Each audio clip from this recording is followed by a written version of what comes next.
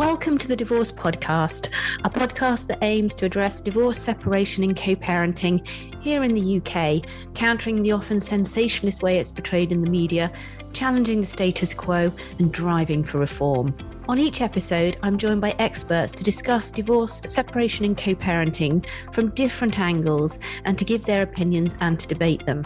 I'm Kate Daly, a relationship counsellor and divorce coach, co-founder of Amicable, the divorce services company, and host of this divorce podcast. In this episode, I was joined by Marcie Shaoul and Anthony Syder. Marcie is director of the Co-Parent Way, the UK's only co-parent coaching practice. Anthony is a dispute resolution practitioner, divorce coach, and partnership leads at Amicable. I began by exploring Anthony's experience of Christmas as a child of divorce, and then discussed with Marcie common co-parenting pitfalls during the festive period. I was really interested listening to the different perspectives from both a co-parenting coach and from a child of divorce. And I think whether you're a new or experienced co-parent, you'll be fascinated by their co-parenting at Christmas advice and tips. Welcome, Marcie, and welcome, Anthony. It's lovely to have you both, and I'm looking forward to a really good debate today on co-parenting, particularly as we head towards Christmas. And you both come from such different perspectives. I wonder if I could start with you, Anthony. Anthony, your parents separated when you were a child, and I just wondered from that child's perspective what it was like trying to sort out Christmas after your parents separated. I think, as a child, Christmas was one of the times where actually there wasn't a lot of debate. It seemed to be that there was a plan in place each year. I think from memory, it was a fairly consistent plan as well. I think my thoughts around it have probably changed a lot more as I got older, and particularly, working as a divorce coach and a mediator as well, and having those conversations with other families has probably made me reflect on it a lot more. But as a child, I think the most important thing that I can recall is that every Christmas I spent time with both sides of my family. But it was definitely one that was different because on both sides of the family, we were the only family with separated parents. So it was always me doing something different to the rest of my cousins. So it did always stick out as, being a bit of an outlier, I suppose. And was it a happy time though? So do you think wasn't something you dreaded? It sounds like it was fairly well organised from your parents' perspective. I think there were definitely some moments, like, thinking back, there were a few Christmases and specific instances that were a little bit more difficult than other years. But I wouldn't say it was something that I dreaded. I think it probably came with its own complications, and that probably leads more to why am I doing something different to everyone else? Marcie, do you think that's something that a lot of children feel worried about, the fact that they're doing things differently to everybody else? I mean, I think it depends on each situation, Kate, how high the conflict is or how amicable it is. And I think if parents are communicating well, then managing that difference for that child or those children is going to be better than if they're in high conflict. Mm. Yeah. What are the common pitfalls, Marcie, with co-parenting when it comes to Christmas?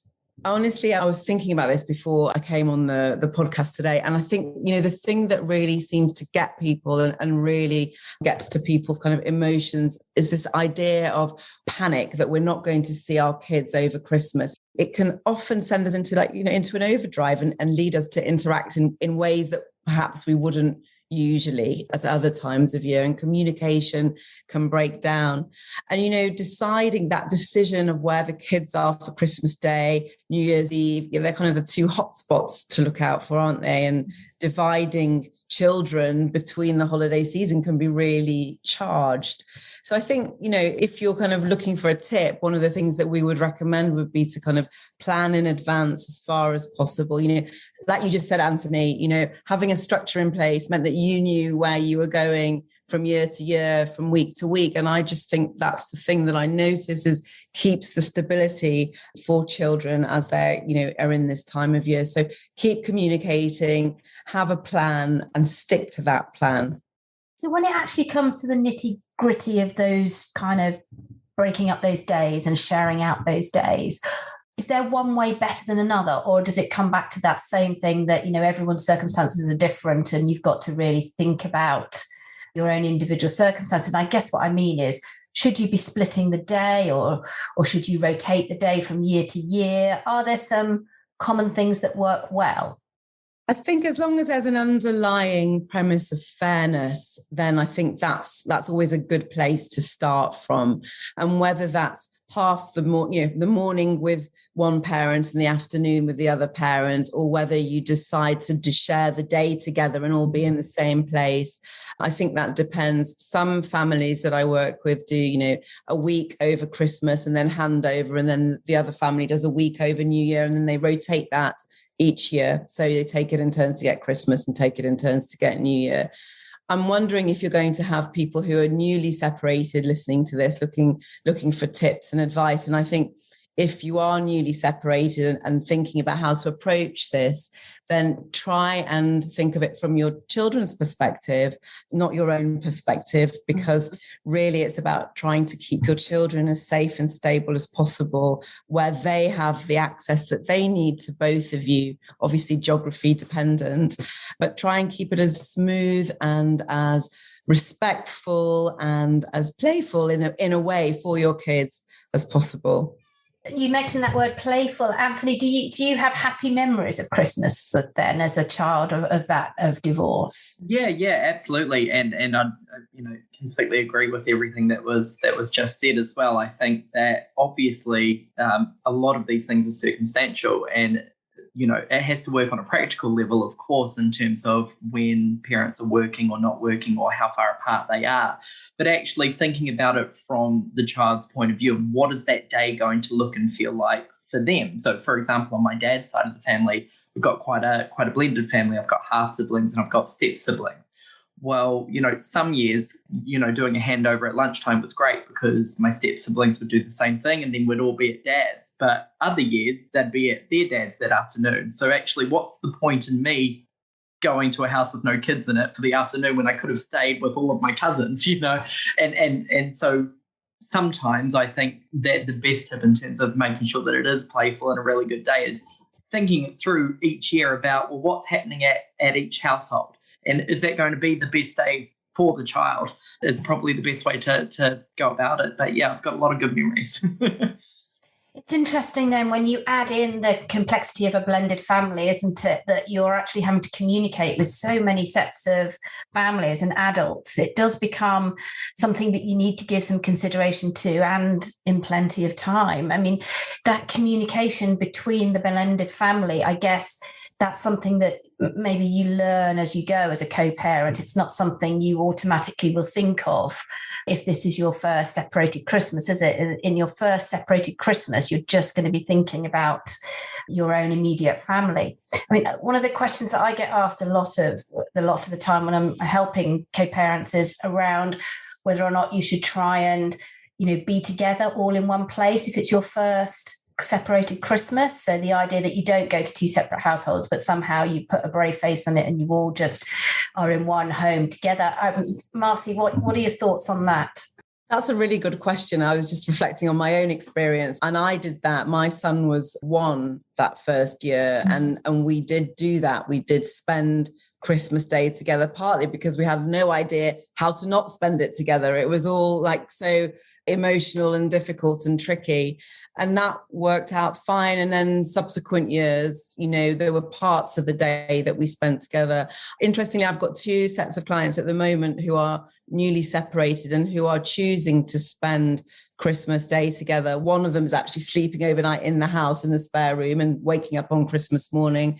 And the other is just kind of popping over in the morning in time for present opening. And I think that if you can do that, that's amazing. If you can't do that, that's okay.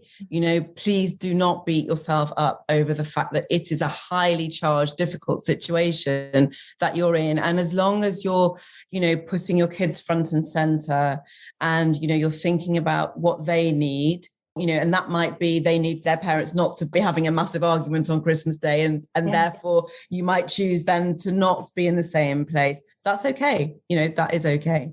And what about, sometimes one person wants to do it all together and the other person will often say, oh, well, that's giving mixed messages to the children. And is it a mixed message if you stay over or if you come round on Christmas Day, or can children handle that?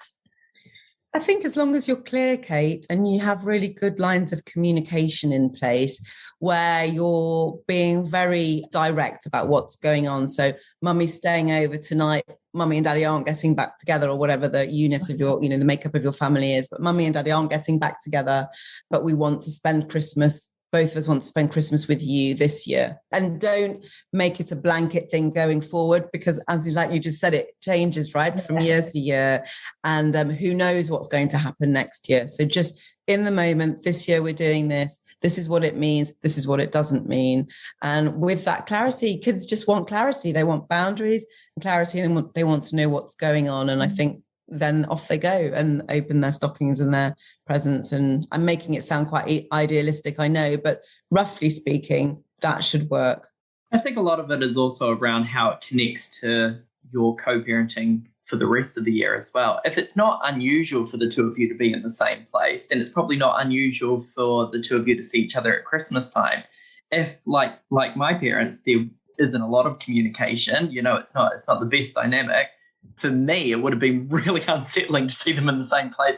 I can remember even when I was getting picked up, if my dad would sort of come in, it would be fine. But I was freaking out about it, thinking this is weird, this is unusual. So I think a lot of it is around how it fits in with your normal week-to-week routine and how your parenting works outside of Christmas time as well. Yeah, I think you're right. I think this isn't just a one-off event, is it? It's an event that's happening in the context of either your separation or your co-parenting life. So you're right. And I think, the other part of that as well is, I can remember as a kid talking to my friends about it.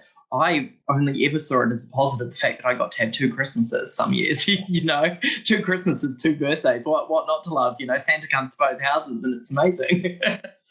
Yeah, my son said that, definitely. Your son thinks the same, does he? Absolutely, yeah. And my daughter, who's from my current marriage, is jealous of the fact that he gets 2 Christmases.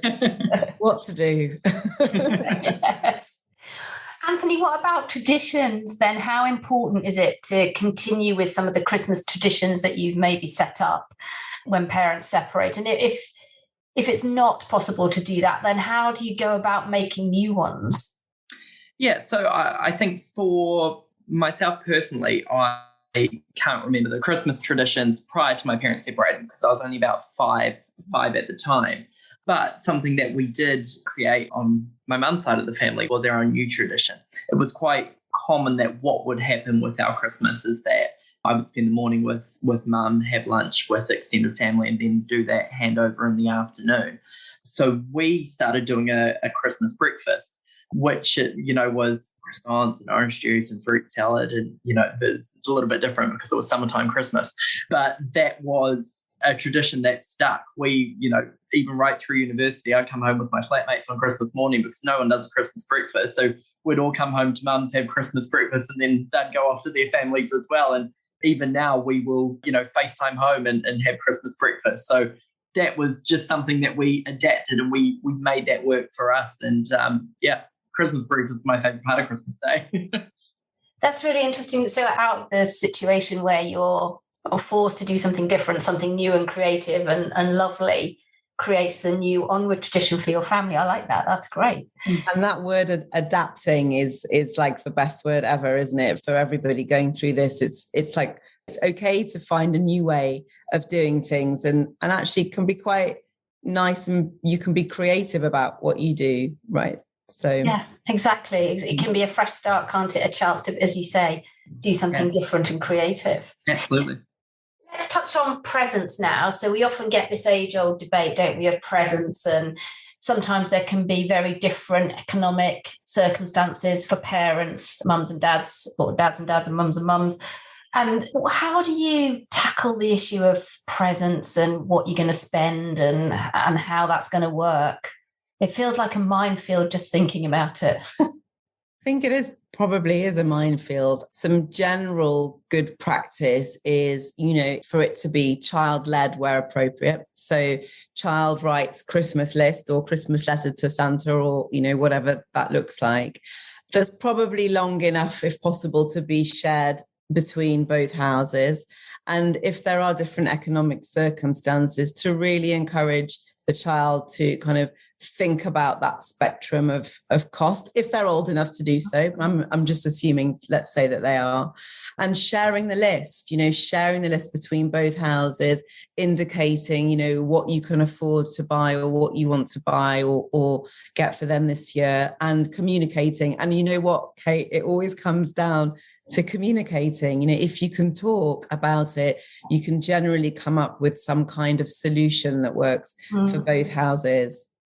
How do you improve the communication then, Marcie? So let's say you want to try and do the right thing. We've said with all of these things, whether it's the arrangements on the day or whether it's present buying or who's having who or what traditions you're going to carry on, we've said all the way through, it's all about your ability to communicate. How do you go about improving the conversation or the communication between you? So let's just say you're the person who recognizes it's not great. You want to have a conversation with somebody about how to get it on a better footing. Where do you start? I think you start with how you listen to someone, because when somebody feels really listened to, they feel able to lower their defenses. And it's, we know it's when we're defensive that makes us aggressive and angry and maybe slightly combative. So that listening piece is really crucial. So if you can listen to someone without interrupting them for more than 20 seconds, that's the benchmark rule. Apparently, we interrupt people often within that 20-second time period. So if you can get past that, that's going to just help kind of lower any conflict that there is. And then after someone's finished speaking, when they've actually really finished speaking, then introduce, the topic or the thing that you would like to talk about. So, okay, so somebody's, one parent might be talking about, oh, it's a nightmare and we always have to do this and we always have to do it your way. Let them get it out, let them get it all out and just kind of wait. And then say, how about we sit down and we talk about this particular thing? And I have a couple of ideas that might work for us both, in a really calm way. Those are my kind of top 2 suggestions. So paranoid about interrupting you then as well. Nothing worse is there when you're talking about communication and you're like, don't interrupt across this person when they're speaking. I think that's really fascinating. That 20-second rule feels like a really practical tip, actually, that's very helpful. So thank you for that, because I think if you're right, I think if you can just hold it in and get past the 20 seconds, it opens up the possibility of a dialogue, doesn't it, rather than a one-way dialogue. I couldn't agree more. And I think from a child's perspective as well, communication on, presence and things like that is really important. I can remember that was one of the things that I mentioned earlier, where there were, there's some difficult memories. And a lot of that was around gifts, because on my dad's side of the family, like I was saying before, it's quite a blended family. So I went from having one sibling who's 11 years older than me, so very different dynamics already, to a blended family of 7 of us, 20-year age gap from youngest to oldest. So on my dad's side, the gifts weren't as valuable, it weren't as expensive as I would get on my mum's side. And there were lots of different components to that as well. I think from my mum's point of view, it's not that she could afford those gifts, it's that she didn't want me to be getting less than my cousins on that side of the family, didn't want me to feel as though I was missing out. But actually the difference in the gifts from mum and from dad made me feel quite awkward when I was doing that handover on Christmas Day, that, oh, well, what did you get at your dad's house? And almost having to try and justify it or feel as though it was getting judged from the wider family, which I don't think, as an adult, I don't think that's what anyone was doing. But as a child, I sort of felt like, is that what's happening here? Why are they asking these questions? And yeah, that was something that always did feel a little bit uncomfortable for me. And what sort of thing can you say to a child then to help them with that kind of thing? Because you're right, it's natural curiosity, isn't it? The same way if your child has been with the other parent, it's very easy to fall into the habit of going, oh, what did you do? And the children can feel very interrogated, can't they? When as an adult, you're just interested, and maybe sometimes there's something more going on than that. So how can you make it okay for kids in that scenario if they're feeling the same sorts of things, do you think, Anthony?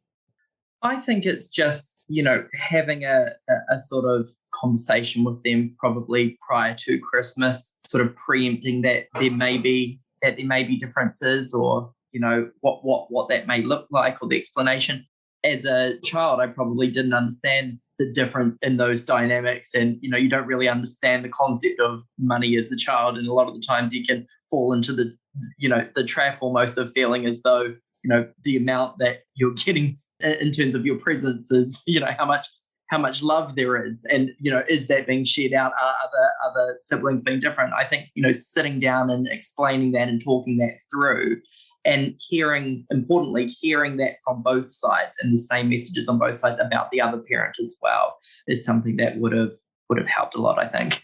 That's really interesting, isn't it? Also, that maybe that kind of invitation that you don't have to speak if you don't want to. If you don't feel like telling me what happened at Dad's, well, that's okay. I'm really interested to know, but I don't need to know. It's up to you. And that's then balanced with when a child compartmentalizes, really doesn't want to share information because it feels a bit scary, or, they don't want to upset anyone. And we know that children from divorced parents often want to keep the peace, a lot. Just kind of helping them to not overlive that is really important as well. So it's that balance is quite tricky, I think, to find. Yeah, I think so, absolutely. And I think it is one of those things that sticks. I mean, you probably both picked up on the slight hesitancy there, hi mum and hi dad, because I'm trying not to do it now, even as an adult, because it is quite a sensitive topic, I think, because you're mixing Christmas with finances, and they're two quite big topics and big, potentially problematic topics as well. So you're always trying to tread the right line there. Yeah, you can tell, can't you? It obviously never goes away. But also, what strikes me listening to both of you, if you think about it, being the child of a divorced set of parents, you're so much more resilient because you're coping and dealing with blended families, with differences in households. You must be a dream to live with, I kind of think, because as you get older, you become so much more used to navigating different sets of circumstances. And it strikes me that there are some real positives in terms of the resilience you develop and the ability to fit into lots of different scenarios, not just having to have all the traditional things around a home that's been the same for sort of donkey's years. So I don't know whether that resonates at all, Anthony, or whether you do think there's it's something that I think is absolutely true. I don't think I've thought about it a lot, but as you were saying it just then, it does make me think actually around Christmas time, whether I'm with friends or my partner or family, Christmas doesn't stress me out. It's never something that I worry about. I never mind what the plan is or whose house we're going to or what's happening. And it probably is a result of that, which isn't particularly a bad thing. I quite like not getting stressed at Christmas.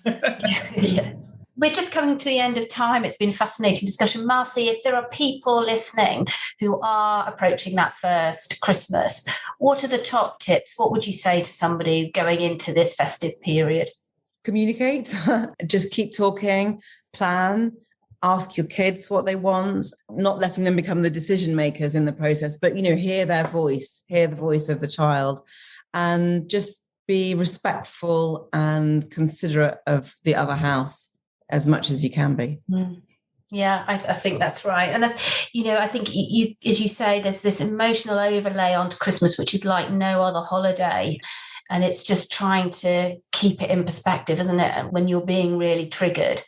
And I think as well, it's about looking after yourself. Ultimately, if you're able to look after yourself and just step back from that being sucked into the Christmas hiatus, I think if you can just approach it with a little bit of self-love and kindness and just thinking that nothing has to be perfect. If things don't work out quite as you had planned, that doesn't mean everything's gone wrong. Christmases will come and go, and there will be other things that you can do. And maybe there are other days when you can celebrate things rather than having to lump it all into the 25th of December. And I think that's really, that flexibility. I think you learn that as a divorced parent, you learn to be flexible about when you celebrate things, because things don't always work out on the days that you want them to. And actually, just something you said there, Kate, some people might be finding themselves on their own for Christmas for the first time this year, and that might be really tricky. And seek out a friend, seek out groups of people, friends, family, ask to join in. It's okay to ask to join in. I think that's quite important. That's quite a tough one, isn't it? Because you're right, it is okay to ask. And sometimes intact families don't think about it because it's just not on their radar. But most people would be welcoming of somebody who is on their own, aren't they, at Christmas? And it's one of those things you think, oh, I can't ask, or oh, I don't want to, but I think you've just got to put yourself out there sometimes and try it. What's the worst that can happen? Exactly, I agree. Well, listen, it's been fascinating talking to you both about Christmas and child arrangements. Obviously, if people are stuck, Marcie, they can come and see you. They can come and get some help. Tell us about where they can find you. Yes, absolutely. You can find the website www.thecoparentway.com, or on Instagram, it's @thecoparentway, and the same for Twitter @thecoparentway. Fantastic. And Anthony, same for you. You work obviously with Amicables, and Amicable offers co-parenting sessions and a new co-parenting contract as well. Where can people find out about you? Yeah, so my socials are Anthony_Syder on Twitter and Anthony Syder on LinkedIn as well. Brilliant. Thank you. And of course, you can find me. I'm on Twitter. I'm @Kate_Daly, and hear more about new podcast episodes by following @divorce_podcast. And you can also subscribe to this podcast and look out for the updates by visiting thedivorcepodcast.com. Thanks very much, both of you, for a fascinating conversation. I'm going to say this early. I wish you both a very, very Merry Christmas. And thanks for joining me. And thank you, everyone, for listening. Thank you. Merry Christmas. You too. Merry Christmas.